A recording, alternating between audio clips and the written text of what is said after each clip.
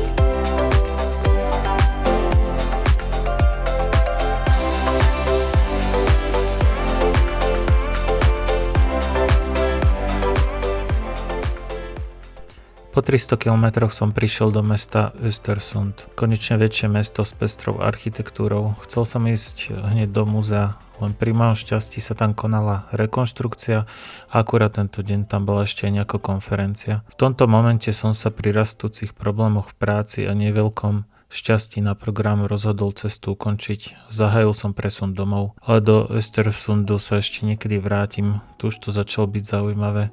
Je tu veľa programu aj po okolí a nechýba tu relax v podobe akvaparku. Ponáhľam sa teda domov, ale postupne začal pribúdať zase sneh na cestách, ale teraz som sa už dosyta vybláznil aj na tých mojich obyčajných zimných pneumatikách.